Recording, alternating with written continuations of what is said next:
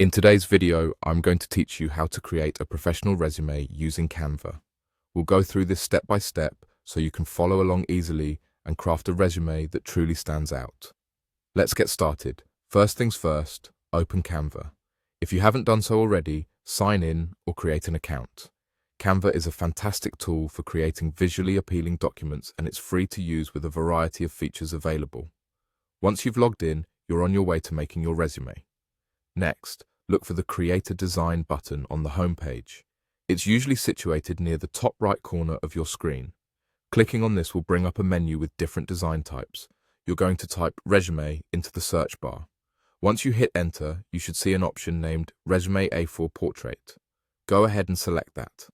Choosing the A4 format is crucial because this is the standard size expected in most professional settings, making your resume printer-friendly across various regions. You will now be greeted with a wide variety of templates on the left side of your screen. Take a moment to scroll through these options. Canva offers plenty of pre-designed templates that are both stylish and professional. You can choose one that appeals to you and fits your personality or industry. This is an excellent opportunity to consider the nature of the job you're applying for and select a design that aligns with it. Something clean and modern might fit a tech job, while a creative role may allow for something more colorful and artistic. Once you've picked your preferred template, I suggest duplicating it before you make any changes. This allows you to have a backup copy to revert to in case of any mistakes as you customize your resume. To duplicate, simply right-click the template thumbnail and choose the duplicate option. Now, let's move on to customizing the template to make it your own. If the template includes a picture placeholder and you'd like to add your photo, locate the Uploads tab on Canva, which is typically on the left sidebar. Upload your image from your computer and simply drag it over to the placeholder in the template. Release the mouse button and voila!